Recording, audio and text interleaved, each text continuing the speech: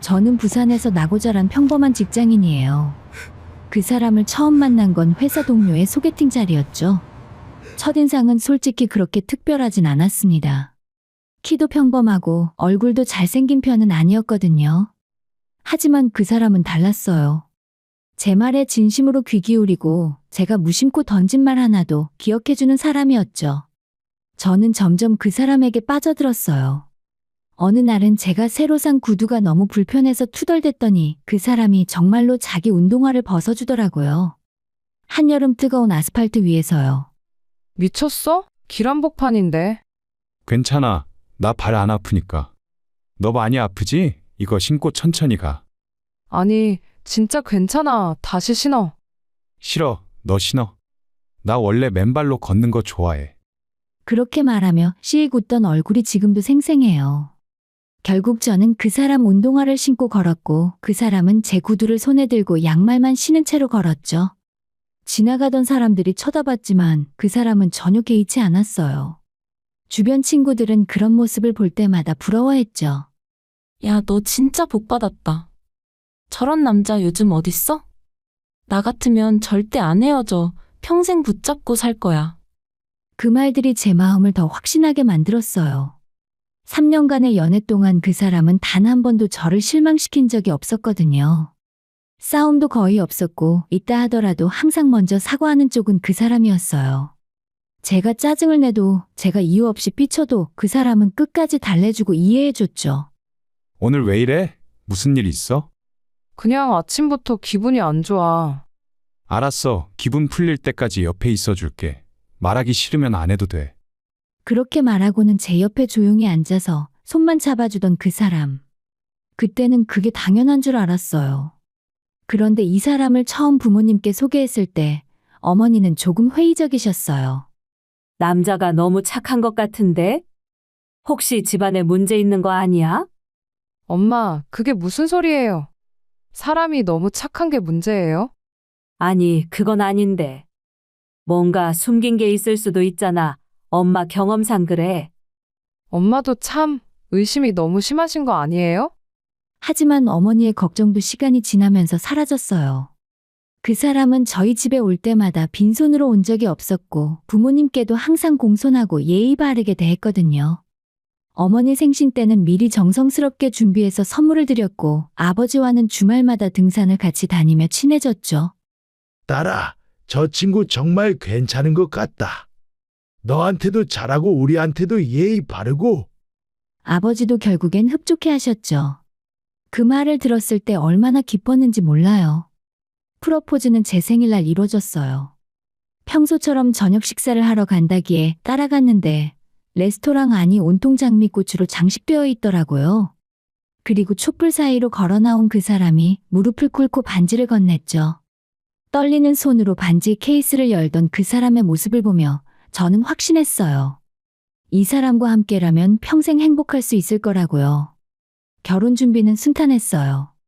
양가 부모님 모두 우리 결혼을 축복해 주셨고 친구들도 둘이 잘 살 것 같다며 진심 어린 축하를 보내줬죠.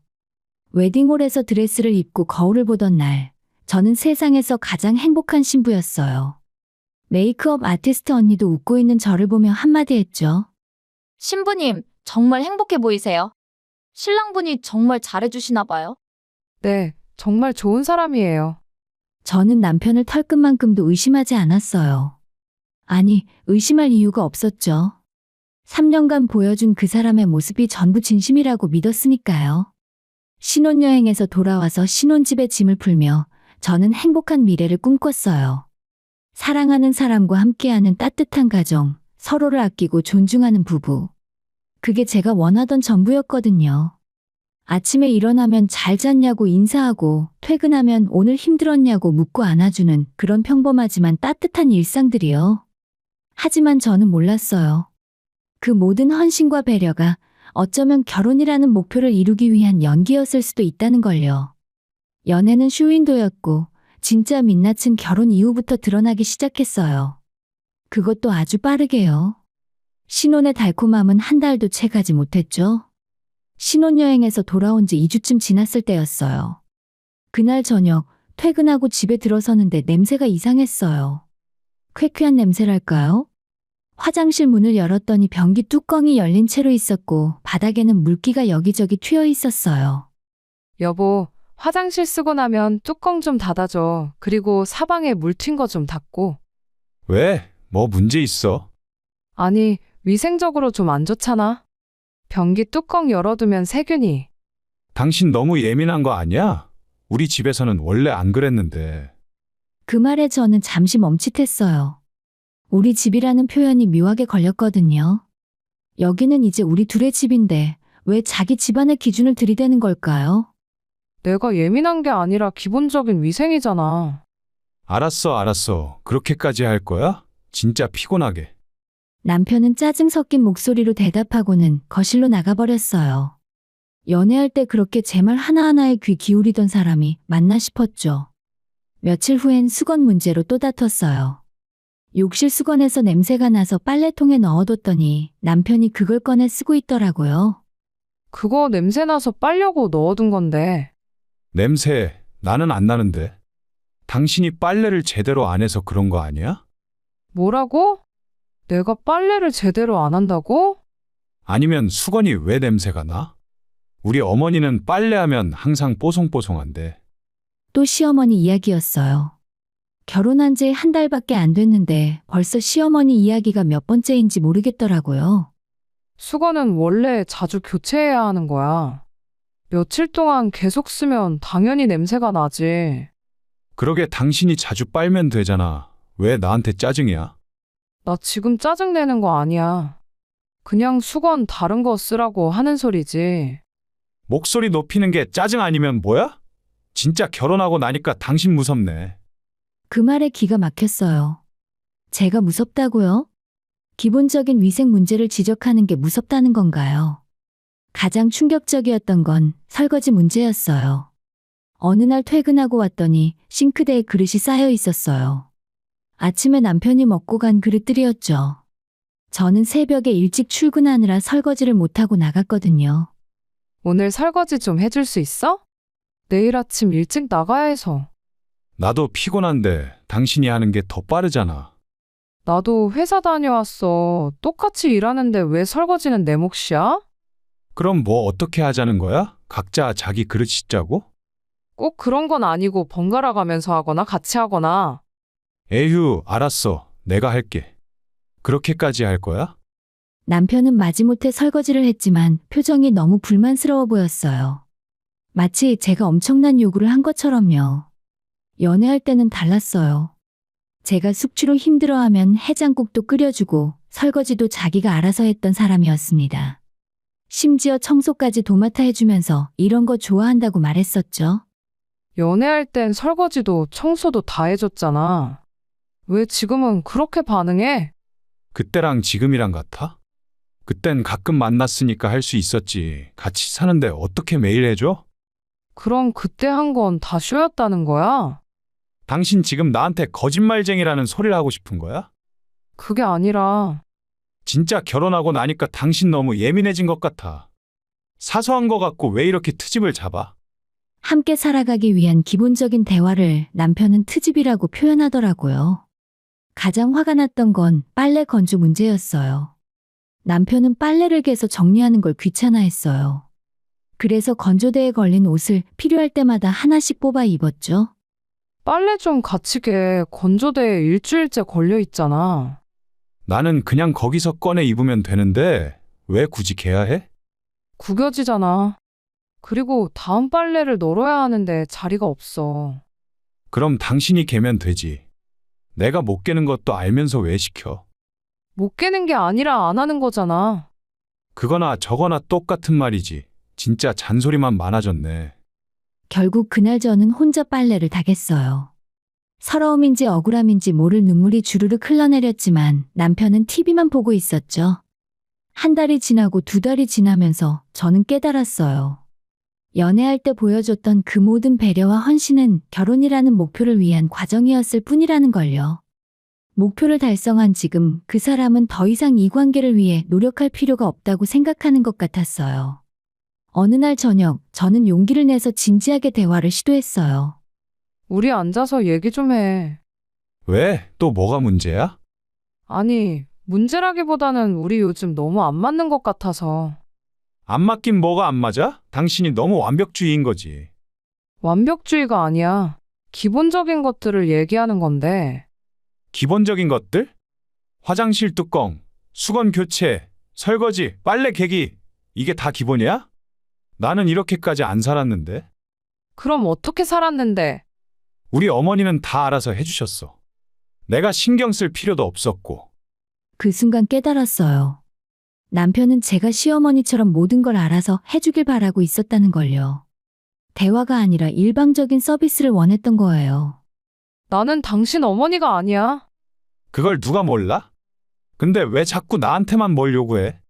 나도 똑같이 일하고 똑같이 피곤해. 그런데 왜 집안일은 내 몫이야? 아, 알았어. 내가 잘못했어.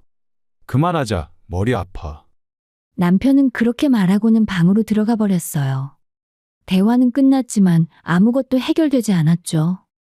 그날 밤 저는 이불을 뒤집어 쓰고 조용히 울었어요. 옆에 누운 남편은 코를 골며 자고 있었고요. 결혼 2달 만에 저는 외로웠습니다. 함께 살고 있지만 마음은 혼자인 것 같았죠. 연애할 때 그렇게 다정하고 배려심 깊던 사람은 어디로 간 걸까요? 아니면 그 모습이 원래 가면이었던 걸까요? 저는 답을 알 수 없었어요. 다만 한 가지는 확실했죠. 이 결혼은 제가 상상했던 것과는 너무 달랐어요. 결혼 3개월째 본격적으로 시댁과의 관계가 시작됐어요. 아니, 정확히는 강요됐다고 해야 할까요?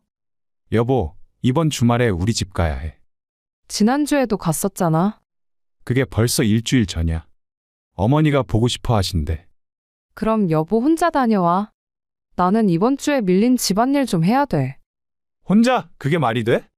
며느리가 시댁도 안 가고. 며느리라는 단어가 묘하게 불편했어요. 저는 그냥 한 사람의 아내이고 싶었는데 남편에게 저는 며느리라는 역할이 더 중요한 것 같았거든요. 결국 저는 매주 시댁에 가게 됐어요. 반면 제 친정은 한 달에 한 번 가기도 어려웠죠. 이번 주말엔 우리 집 좀 갈까? 엄마가 맛있는 거 해준다고 오라고 하시네. 아, 이번 주는 안 돼. 우리 어머니 생신이 다음 주라서 미리 가서 준비 도와드려야 해. 그럼 다음 주는? 다음 주는 생신이잖아. 그냥 그 다음 주에 가자. 그렇게 미뤄지고 미뤄져서 결국 2달 만에 친정에 갈 수 있었어요. 시댁에 가면 시어머니는 항상 현관에서 기다리고 계셨고 남편을 꼭 안아주시곤 했죠. 아이고, 우리 아들 잘 지냈어? 많이 힘들었지? 엄마, 나 잘 지내. 걱정하지 마. 하지만 저한테는 인사도 없었어요. 아니, 정확히는 저를 쳐다보지도 않으셨죠. 남편과의 포옹이 끝나고 나서야 겨우 시선을 주셨어요. 너도 왔네. 어서 들어와. 저는 며느리도 딸도 아닌 너였어요. 남편은 우리 아들인데 저는 그냥 너였죠. 식사 준비는 당연히 제 몫이었어요. 시어머니와 남편은 거실에서 이야기를 나누고 저는 부엌에서 혼자 설거지와 음식 준비를 했죠. 가장 힘들었던 건 전화였어요. 시어머니는 거의 매일 전화를 하셨거든요. 나야, 오늘 우리 아들 저녁 뭐 해줬어? 된장찌개 끓여줬어요. 된장찌개? 우리 아들 된장찌개 별로 안 좋아하는데 몰랐어? 네? 저한테는 좋아한다고 했는데. 그건 너 앞에서만 그런 거야. 우리 아들은 원래 김치찌개를 더 좋아해. 어머니인 내가 더 잘 알지? 전화를 끊고 나면 기분이 이상했어요. 제가 남편을 잘 모르는 사람처럼 느껴졌거든요. 한 번은 시어머니가 갑자기 서운하다며 전화를 하셨어요. 나 요즘 좀 서운해. 네? 무슨 일이세요? 요즘 들어 아들이 전화도 잘 안 하고 너가 못하게 하는 거 아니야? 아니에요. 제가 뭐라 그런 적 없어요. 그럼 왜 전화를 안 해? 결혼 전에는 매일 했는데. 요즘 회사에서 바빠서 그렇겠죠. 회사가 아무리 바빠도 엄마한테 전화 한 통 못할 정도는 아니잖아. 너가 옆에서 뭐라고 하니까 그러는 거지? 그렇게 30분을 혼자 말씀하시다가 끊으셨어요. 저는 할 말을 잃었죠. 그날 저녁 남편에게 이 사실을 말했더니 남편의 반응은 더 가관이었어요. 어머니가 그러셨어? 아, 요즘 내가 전화 자주 못해서 그래. 아니, 그게 아니라 나한테 왜 그런 식으로 말씀하시는 건데. 엄마가 원래 좀 외로우셔. 아빠 돌아가시고 혼자 계시니까. 그건 이해한다니까. 근데 왜 내가 전화 못하게 한다고 오해하시냐고. 어머니 입장에서는 그럴 수도 있지. 너무 신경 쓰지 마. 나한테 서운한 거를 당신한테 표현한 거야. 그럼 당신이 알아서 자주 전화하면 되잖아. 그래, 알았어. 자주 할게. 근데 당신도 가끔 먼저 전화 좀 해줘. 어머니가 좋아하실 거야.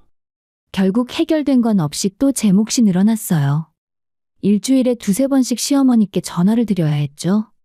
어머님 안녕하세요. 잘 지내세요? 아, 그래. 근데 우리 아들은 뭐하고 왜 너가 전화했어? 잘 지내시는지 안부 여쭤보려고요. 아들 좀 바꿔줘. 난 우리 아들이랑 얘기하고 싶은데. 매번 이런 식이었어요. 제가 전화를 해도 결국 남편과 통화하고 싶어 하셨죠. 결정적인 사건은 저희 결혼기념일이었어요. 1년이 되는 날 남편과 함께 부산 근처 온천 여행을 다녀왔어요.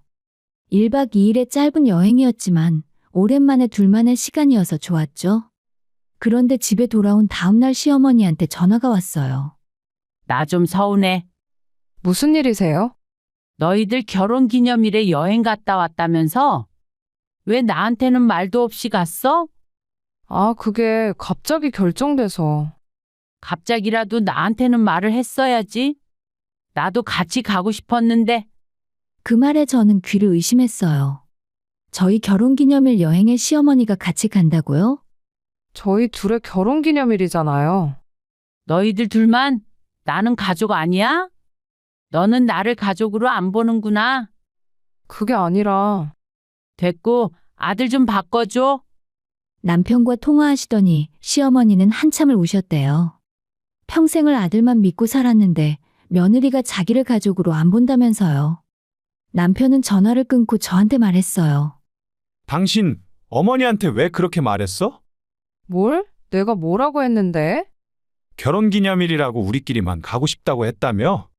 그런 말 안 했어. 그냥 결혼 기념일은 부부끼리 보내는 거라고 했지. 그게 어머니한테는 상처가 된 거야. 어머니도 가족인데. 그게 말이 돼? 결혼 기념일에 시어머니를 데려가? 다음엔 같이 가면 되잖아. 그 정도는 해줄 수 있지 않아? 저는 할 말을 잃었어요. 부부만의 여행에 시어머니를 데려가는 게 당연하다고 생각하는 남편. 그리고 그걸 요구하는 시어머니까지. 그날 밤 저는 깨달았어요. 이 결혼에서 제 자리는 없다는 걸요. 저는 남편의 아내가 아니라 시어머니를 모시기 위한 도구였던 거예요. 그리고 남편은 남편이 아니라 평생 엄마 품을 떠나지 못하는 아들이었죠. 결혼 1년 반이 지났을 때였어요. 환절기라 그런지 독감이 유행했는데 저도 결국 걸리고 말았죠. 아침에 일어났을 때부터 온몸이 으슬으슬 떨리고 목이 칼로 긋는 것처럼 아팠어요. 나 오늘 너무 아픈 것 같아. 회사 못 갈 것 같은데. 그래? 그럼 병가 내고 병원 가봐. 나는 지금 출근해야 해서. 남편은 그렇게 말하고는 혼자 씻더니 밥 먹고 나가버렸어요. 아픈 아내를 위해 물 한 잔 떠다 주지 않았죠. 결국 저는 회사에 연락해서 병가를 내고 혼자 이불을 뒤집어 쓴 채 끙끙 앓았어요. 하지만 열이 39도까지 올라가서 결국 택시를 타고 병원에 갔어요. 독감 진단을 받고 링거를 맞았죠. 집에 돌아와서도 움직일 기운이 없어서 그냥 누워만 있었어요. 그런데 오후쯤 남편한테 전화가 왔어요. 여보, 미안한데 오늘 우리 집 좀 가야 할 것 같아. 갑자기 왜? 우리 어머니가 감기 걸리셨대. 병원에 모시고 가야 할 것 같아서. 나도 지금 독감으로 링거 맞고 왔어. 그래? 그럼 집에서 쉬어. 나는 퇴근하고 어머니 병원 모시고 갈게. 그렇게 말하고 전화가 끊겼어요. 저는 핸드폰을 들고 멍하니 천장만 바라봤죠. 같은 감기인데 시어머니의 감기는 병원에 모시고 가야 하고 제 독감은 혼자 누워있으면 되는 거였어요. 남편은 그날 밤 시댁에서 외박했어요. 어머니 곁을 지켜드려야 한다면서요. 저한테 전화 한 통 없었죠. 괜찮아? 난 어머니 상태 봐서 내일 들어갈게. 겨우 문자 하나만 왔어요. 저는 39도 넘는 열로 밤새 뒤척이면서도 옆자리가 비어있다는 게 더 슬펐어요. 다음 날 어떻게든 해열제를 먹고 출근했죠. 회사에서라도 사람들이 있으니 혼자보단 낫겠다 싶었거든요.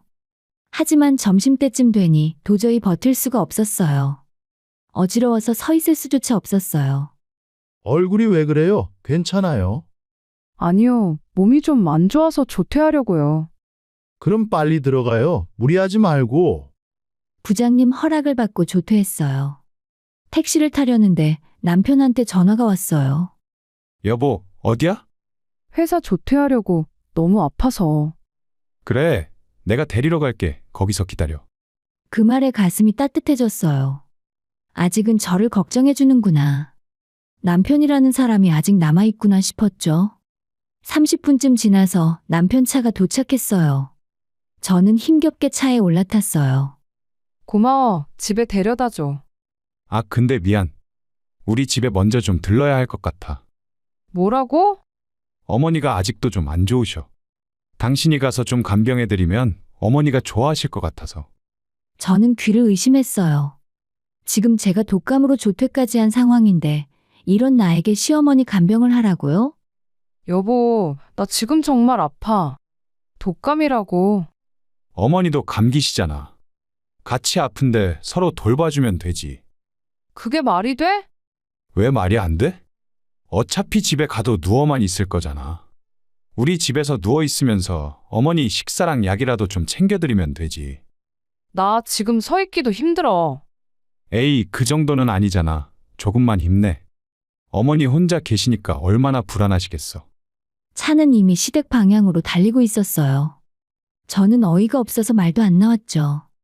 여보, 차 돌려. 나 진짜 못해. 당신 진짜 왜 이래? 어머니한테 좀 잘해드리면 안 돼?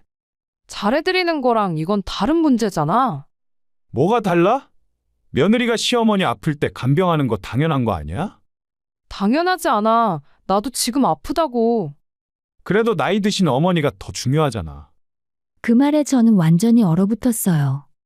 어머니가 더 중요하다. 그게 남편의 진심이었던 거예요. 아내보다 어머니가 더 중요한 거였죠.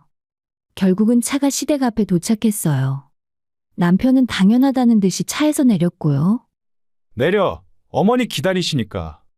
나 안 내려. 뭐? 여기까지 왔는데? 나 병원 갈 거니까 택시 불러줘. 당신 지금 진짜 어머니가 실망하시겠다. 실망하든 말든 나 진짜 못해. 택시 안 불러주면 내가 부를게. 저는 떨리는 손으로 택시 앱을 켰어요. 남편은 한동안 저를 노려보더니 결국 차에서 내려 시댁으로 들어가 버렸어요. 택시가 도착했고 저는 그 차를 타고 병원으로 향했어요. 눈물이 주르륵 흘러내렸지만 닦을 기운도 없었죠. 병원에서 다시 링거를 맞고 주사를 맞고 약을 처방받았어요. 의사 선생님이 제게 물었습니다. 보호자는 어디 계세요? 오늘도 혼자 오셨어요? 네, 혼자요. 독감이 꽤 심한데 집에 가서 푹 쉬셔야 해요. 누가 좀 돌봐줄 사람 있어요? 없어요. 선생님은 안쓰러운 표정으로 저를 바라봤어요. 저는 고개를 숙였죠. 병원을 나와서 택시를 타고 신혼집으로 돌아왔어요. 텅 빈 집, 남편은 아마 시댁에서 또 외박할 거예요. 어머니 곁을 지키면서요. 그날 밤 저는 대학 친구에게 전화를 걸었어요. 미선아, 나 이혼하고 싶어. 뭐? 갑자기 무슨 소리야? 더 이상 못 살겠어. 진짜 못 살겠어. 친구는 한참을 듣더니 말했어요. 일단 증거부터 모아. 문자 메시지, 카카오톡, 녹취 다 남겨놔. 그리고 재산 관련된 것들 미리 정리해. 전화를 끊고 저는 그동안의 문자와 카톡을 캡처하기 시작했어요. 시어머니의 요구들, 남편의 무심한 답장들, 모든 게 증거였죠. 그날 이후로 저는 마음을 완전히 닫았어요. 남편이 미안하다고 해도 잘해주겠다고 해도 더 이상 믿지 않기로 했죠. 저는 이미 이 결혼을 끝내기로 결정했으니까요. 열흘 후에 몸이 어느 정도 회복됐을 때 저는 변호사 사무실을 찾아갔어요. 그리고 이혼 소송 준비를 시작했죠. 이제 끝을 내야 할 때였어요. 변호사 사무실은 생각보다 조용하고 깔끔했어요. 친구 미선이가 소개해준 이혼 전문 변호사였죠. 앉으세요. 친구분한테 대략 들었는데 자세히 말씀해 주시겠어요? 저는 그동안 있었던 일들을 차근차근 설명했어요. 남편의 변한 태도, 시댁과의 갈등, 그리고 제가 아플 때 있었던 일까지요. 변호사님은 고개를 끄덕이며 메모를 하셨어요. 증거 자료는 충분히 확보하셨나요? 네, 문자랑 카톡은 다 캡처해뒀어요. 그리고 녹음한 것도 몇 개 있어요. 잘하셨네요. 그럼 재산 관계는 어떻게 되시나요? 혼인 중 취득한 재산이 있나요? 신혼집이 있어요. 전세인데 보증금 2억은 제 적금으로 냈고 나머지 1억은 남편 쪽에서 냈어요. 그럼 공동 명의인가요? 아니요, 제 명의예요. 남편이 당시에 신용 문제가 좀 있어서. 변호사님이 고개를 끄덕였어요. 그 외에 다른 부동산이나 재산은요? 그게 사실 하나 더 있긴 한데요. 저는 잠시 망설이다가 말을 이었어요. 시어머니가 사시는 집이 있어요. 전세인데 그게 제 명의로 돼 있어요. 네? 시어머니 댁이 의뢰인 명의라고요? 네, 신혼 초에 있었던 일인데요. 그날의 일이 떠올랐어요. 결혼하고 3개월쯤 됐을 때였죠. 그날도 시댁에 갔었어요. 저녁을 먹고 있는데 시어머니가 남편에게 말씀하셨어요. 아들, 엄마가 좀 곤란한 일이 생겼어. 무슨 일이세요, 어머니? 외삼촌이 사업 자금이 급하게 필요하대. 5천만 원만 빌려달라고 하시는데. 5천만 원이요? 저희한테 그런 돈이 어디 있어요? 그래서 이 집 전세금을 좀 빼려고 해. 시어머니가 사시는 집은 전세 1억 5천이었어요. 거기서 5천을 빼면 1억이 되는데 그럼 보증금이 부족해지는 거였죠. 그럼 어머니는 어디 가서 사시게요? 건물주가 반전세로 안 해준다고 해서 좀 작은 집으로 옮기려고. 전세 1억짜리로. 남편은 난처한 표정을 지었어요. 그때 제가 끼어들었죠. 어머님 차라리 제가 5천만 원 드릴게요. 뭐? 당신이? 남편이 놀라서 저를 쳐다봤어요. 제가 모아둔 적금이 좀 있어요. 그걸 해약하면 될 것 같아요. 시어머니도 놀라셨어요. 그때는 시어머니를 위해 뭐라도 해드리고 싶었거든요. 그럼 시어머니도 저를 좋아하시겠지, 남편도 고마워하겠지 싶었어요. 네, 근데 한 가지 조건이 있어요. 집 명의를 제 이름으로 해주세요. 전세 계약 말이에요. 그건 왜? 남편이 물었어요. 나중에 혹시라도 문제 생기면 곤란하잖아. 내가 돈을 냈으니 내 명의로 하는 게 맞는 것 같아. 시어머니는 잠시 망설이시더니 고개를 끄덕이셨어요. 그래, 일단 그렇게 하자. 고맙다, 며느리야. 어머님은 너무 돈이 급했는지 제 제안을 받아들였고 그렇게 해서 시어머니 집 전세 계약은 제 명의가 됐어요. 저는 5천만 원을 시어머니께 드렸고 제 명의로 전세 계약을 다시 했죠. 시어머니는 이사를 갈 필요 없이 그 집에 계속 사셨고요. 그런 일이 있었군요. 그럼 그 집 전세 계약서랑 입금 증빙 자료 같은 거 다 갖고 계신가요? 네, 다 있어요. 완벽하네요. 그럼 이렇게 진행하시죠. 변호사님은 이혼 소장과 함께 재산 분할 청구서를 작성하기 시작했어요. 신혼집 전세보증금 3억과 시어머니 댁 전세보증금 1억 5천까지 총 4억 5천이 일단은 제 명의였죠. 일주일 후에 남편과 시어머니에게 서류가 도착했어요. 이혼 소장과 함께 전세보증금 반환 요청서가요. 그날 저녁 남편한테 전화가 왔어요. 당신 미쳤어? 이게 뭐야? 뭐가? 이혼 소장, 전세금 반환, 당신 제정신이야? 제정신이야. 나 당신이랑 이혼하고 싶어. 그리고 내 명의로 된 재산은 당연히 가져가야지. 재산? 우리 어머니 사시는 집도? 그 집 전세금 내 돈으로 냈잖아. 당연히 내 거지. 그건 우리 어머니를 도와드리려고 한 거잖아. 맞아. 근데 내 명의잖아. 법적으로 엄연히 내 거야. 남편은 한참을 말을 잇지 못했어요. 당신 정말 이럴 거야. 설마 우리 어머니를 집에서 쫓아내려고. 쫓아내는 게 아니야. 단지 내 돈을 찾는 거지. 어머님은 내 돈 5천만 원 갚으신 다음에 다른 집을 찾으시면 되는 거지. 외삼촌이 아직 돈을 안 갚았어. 사업이 안 돼서. 그건 내 문제가 아니야.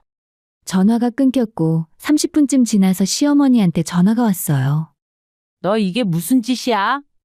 어머님, 저 이혼하려고요. 이혼? 우리 아들이 뭘 잘못했다고? 많이 잘못했어요. 그리고 제 재산은 제가 전부 가져갈 거예요.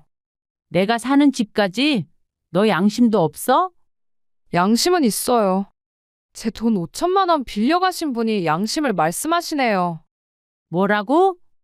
외삼촌한테 5천만 원 받으시면 되잖아요. 아니면 다른 집 구하시면 되고요.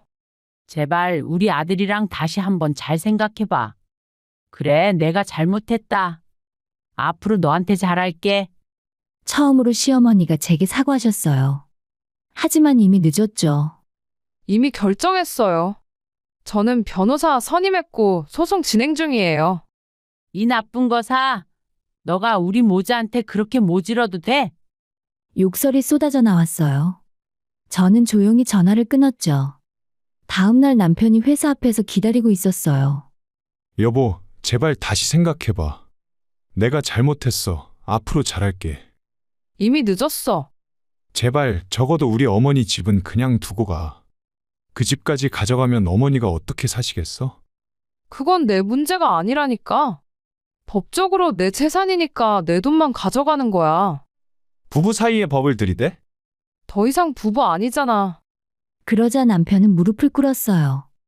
회사 앞 사람들이 다 쳐다보는데도요. 제발 한 번만 용서해줘. 내가 정말 잘못했어. 당신 말 다 들을게.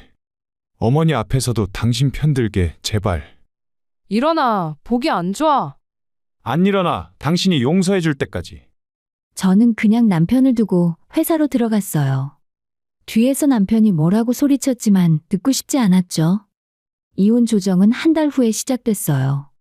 남편 측 변호사는 신혼집 전세금은 공동재산이라고 반반 분할을 주장했지만 제 명의였고 제 돈으로 낸 부분이 더 많아서 인정받지 못했어요.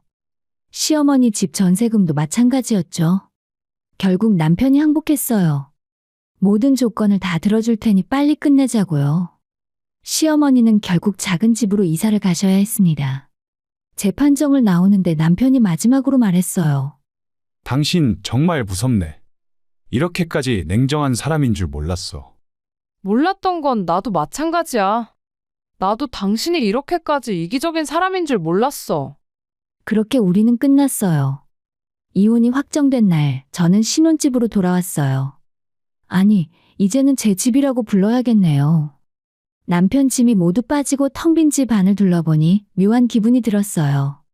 슬프다기보다는 후련했죠. 사실 남편의 짐은 일주일 전에 다 빠져나갔어요. 옷장도 책상도 그 사람의 흔적은 하나도 남아있지 않았죠. 저는 거실 소파에 앉아서 창밖을 바라봤어요. 부산 바다가 아득하게 보이는 이 집에서 이제 혼자 살게 됐어요. 그런데 갑자기 제 핸드폰이 울렸어요. 이혼한 전 남편이었죠. 여보, 나 진짜 잘못했어. 다시 한 번만 기회를 줘. 그만해. 이미 끝난 일이야. 제발 마지막으로 한 번만 만나서 얘기하자. 응? 할 말 없어. 연락하지 마. 전화를 끊자마자 번호를 차단했어요. 이미 몇 번째 차단인지 모르겠습니다. 제가 차단을 하면 남편은 다른 번호로 계속 전화했지만 저는 더 이상 받지 않았어요. 이혼하고 한 달쯤 지났을 때 남편한테서 마지막 문자가 왔어요. 나 정말 후회돼. 네가 얼마나 힘들었을지 이제야 알 것 같아. 미안해. 행복해. 저는 답장조차 하지 않았어요. 그냥 그 문자를 읽고 조용히 지웠죠.